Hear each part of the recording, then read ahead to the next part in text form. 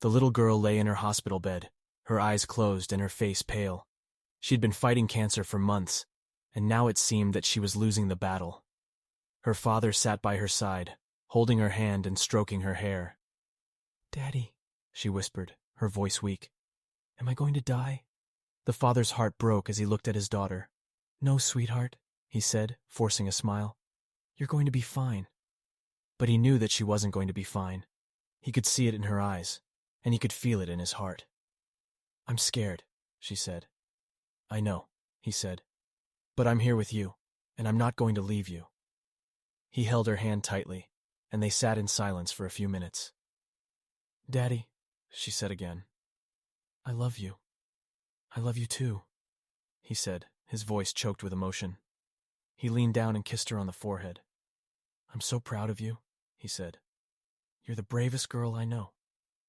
She smiled weakly. "I'm not brave," she said. "I'm just scared." "That's okay," he said. "It's okay to be scared."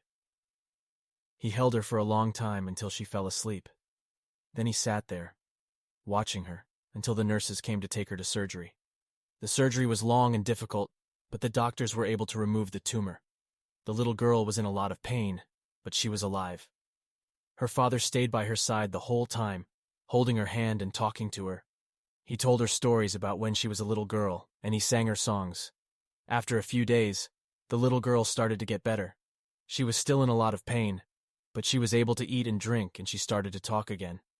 Her father was so happy to see her improving. He knew that she still had a long way to go, but he was hopeful that she would make a full recovery. One day, the little girl woke up and looked at her father. "Daddy," she said, "I'm not scared anymore." The father smiled. "I know," he said. "I'm not scared either."